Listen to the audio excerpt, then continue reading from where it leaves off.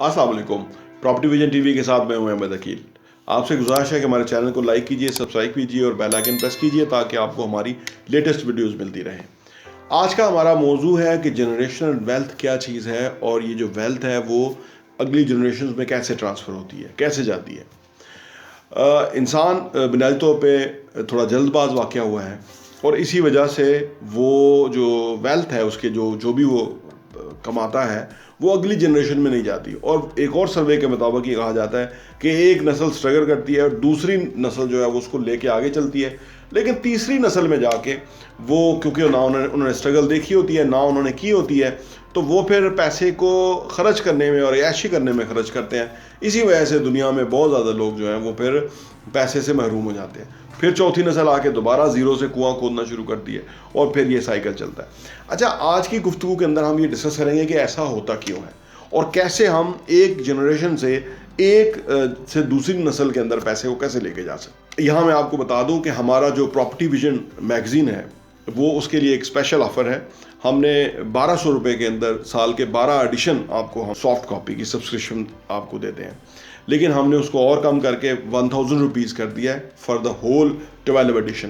पूरे साल के 2022 के 12 एडिशन आपको मिलेंगे और उसकी कीमत सिर्फ 1000 रुपया है। और ये जो आपकी इन्वेस्टमेंट है ये इनफैक्ट आपको काफ़ी कुछ दे सकती है, क्योंकि इसके अंदर जो हम कंटेंट डालते हैं that is related with the real estate, investment, saving किस तरह से करनी है, आपने पैसे को किस तरह यूटिलाइज करना है, पैसा कमाना किस तरह से है, कौन लोग ज़्यादा पैसा कमाते हैं, तो बहुत ज़्यादा अच्छा कंटेंट है। वैसे आप हमारे यूट्यूब चैनल के ऊपर भी ये कंटेंट देखते हैं, लेकिन अगर आप चाहते हैं कि आपको उसकी सॉफ्ट कॉपी मिल जाए, एक राइटअप में कंटेंट मिल जाए, तो उसके लिए आपको सिर्फ 1000 रुपये के एवज आपको 12 एडिशन हमारे मिल सकते हैं।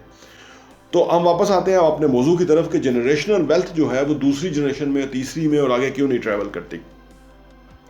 इंसान बेसिकली थोड़ा जल्दबाज वाक़या हुआ है और उसकी कोशिश होती है कि वो जो पैसा कमाए उस पैसे को एंजॉय भी करे, और ये बड़ा नेचुरल है कि इंसान ये कोशिश करता है बजाय कि वो सैक्रिफाइस करे फॉर आने वाली जनरेशन्स के लिए।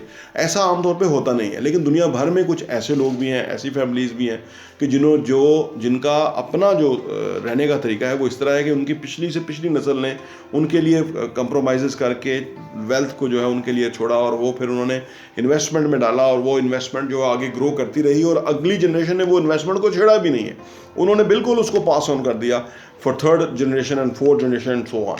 तो इस तरह उनकी वेल्थ एक तो मल्टीप्लाई बहुत हो गई और दूसरा उनके यहाँ पैसे की रेल पेल रही। इन्वेस्टमेंट के हवाले से आमतौर पे ये है कि जितनी लॉन्ग रन इन्वेस्टमेंट होगी उतना ज़्यादा फायदा होगा। यानी अगर 60 साल, 70 साल, 80 साल, 100 साल के लिए अगर आप पैसे को इन्वेस्ट करे रखेंगे तो बहुत बड़ा जो है ना उसके अंदर जंप आ जाएगा।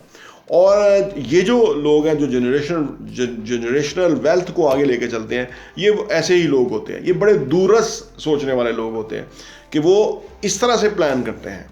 इससे ये नहीं कि उनके उस वक्त का पैसा उनके पास कम हो जाता है, ऐसा नहीं होता, उस वक्त भी वो बहुत फ़ायदा उठाते हैं। लेकिन क्योंकि ये लॉन्ग रन इन्वेस्टमेंट करते हैं ना, शॉर्ट रन इन्वेस्टमेंट और लॉन्ग रन इन्वेस्टमेंट में यही फ़र्क है कि कंपाउंडिंग का इफेक्ट आ जाता है। यानी वो पैसा आपका कंपाउंड होके एक बहुत बड़ी रकम बन जाती है और वो जब अगली जनरेशन को आप सोचिए कि वो शुरू ही कर रहे होते हैं और उनके वो जो गोल्डन स्पून लेके पैदा होते हैं, तो वो फिर उस पैसे को आगे लेके जो है ना कैरी ऑन करते हैं।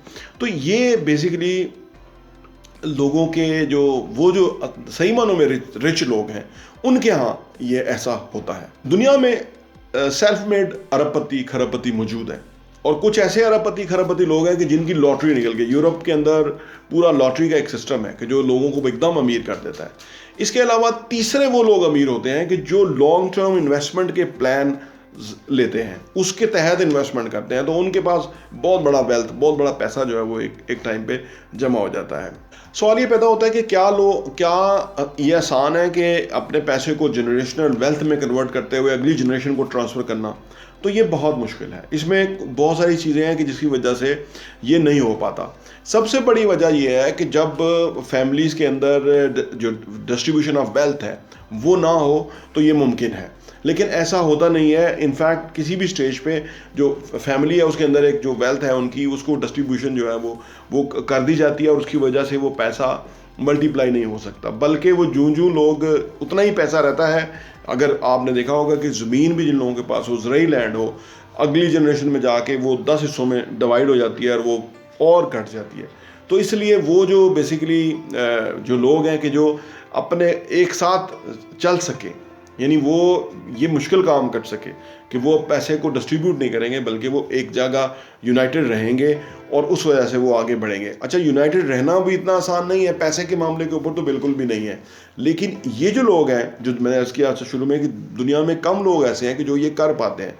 उसकी वजह यह है कि वो अपने लोगों की एजुकेशन, अपब्रिंगिंग, फाइनेंशियल एजुकेशन के ऊपर बहुत एम्फसाइज करते हैं, बहुत इंपॉर्टेंस देते हैं इसको, और जितना ज़्यादा वो इसको इम्पॉर्टेंस देते हैं लोग उतने दूरस्थ नताइज आना शुरू होते हैं। लोग भी लॉन्ग रन जो है वो समझना शुरू होते हैं कि भाई इन्वेस्टमेंट का आने वाले टाइम का क्या फ़ायदा होगा, या इस जगह इस वेल्थ को एक साथ रहने से वो कितने गुना बढ़ सकती है, कंपाउंडिंग उस पर इफेक्ट होगा, लोगों को उसका फ़ायदा होगा। तो ओनली वही फैमिलीज ये कर पाती हैं कि जिनके यहाँ फाइनेंशियल एजुकेशन हो और वो इसके अंदर एक ख़ास शऊर रखते हों। जनरेशनल वेल्थ के लिए ये लोग ज़्यादा कामयाब होते हैं जो स्लो एंड स्टडी के माटों के तहत चलते हैं, यानी इसमें कोई बहुत जल्दी जंप लेने के लिए नहीं वो कोशिश कर रहे होते, बल्कि वो स्लो एंड स्टडी लंबे अरसे के लिए प्लान करते हैं कि एक जनरेशन से दूसरी जनरेशन, दूसरी से तीसरी जनरेशन के अंदर वो इस चीज़ को पास ऑन करते रहें ताकि जो आने वाली जनरेशन हैं उनको बहुत ज़्यादा फ़ायदा हो। वैसे तो लोग बॉन्ड्स में भी इन्वेस्ट कर सकते हैं, स्टॉक्स में भी इन्वेस्ट करते हैं, और जो रियल एस्टेट में फिजिकल एसेट्स के अंदर इन्वेस्ट करते हैं, उसमें दो चीज़ें जो है वो जनरेशन वेल्थ के अंदर बहुत इंपॉर्टेंट है और उससे बहुत फ़ायदा होता है। नंबर 1 कमर्शियल प्रॉपर्टी, नंबर 2 ज़रई ज़मीन। ज़रई ज़मीनें जो हैं वो एक टाइम आता है कि वो बहुत एक्सपेंसिव ज़मीनें हो जाती हैं, क्योंकि वो जब आबादियाँ बढ़ते बढ़ते वो ऐसी नहेज पे पहुँच जाती हैं कि जहाँ पे वो जो पूरी सस्ती लैंड थी वो इंतहाई एक्सपेंसिव हो जाती है। उसके अंदर भी लोगों की जो एक फैमिली की जो वेल्थ है उसके अंदर एक बहुत बड़ा जंप आ जाता है। आपने देखा होगा जितनी भी हाउसिंग सोसाइटियाँ बनती हैं, यहाँ जो लोग जिनके पास ज़रई लैंड थी उन्होंने बहुत औने पौने एक वक्त में लैंड ली हुई थी, लेकिन जब सोसाइटियों में आ गई तो वो बहुत एक्सपेंसिव हो गई। तो जो जनरेशनल वेल्थ है उसके अंदर दो चीज़ें इंतहाई इंपॉर्टेंट है। नंबर 1 कि वो फैमिली यूनाइटेड रह सके, नंबर 2 कि वो स्लो एंड स्टेडी वाले फार्मूले पे चले, यानी वो जल्दी बहुत बड़ा पैसे की बजाय उसको लंबे अरसे के लिए प्लान करना चाहते हैं, और तीसरा ये है कि कंपाउंडिंग का जो इफेक्ट है। ये तीनों चीज़ें मिलती हैं तो जनरेशन वेल्थ जो है वो अगली नस्ल में और उसके अगली नस्ल में ट्रांसफ़र होती है, जिसकी वजह से लोगों की ज़िंदगियाँ बड़ी आसूदा रहती हैं, और वो फैमिलीज़ जो है वो बहुत बड़ी फ़र्क फैमिलीज़ हो जाती हैं अपनी रिचनेस के अंदर और अपनी वेल्थ के अंदर, और बहुत बड़ी तादाद जो लोगों की है वो मुख्तसर दौलत या मुख्तसर पैसे के साथ उनकी ज़िंदगियाँ गुजरती हैं। बहुत बहुत शुक्रिया।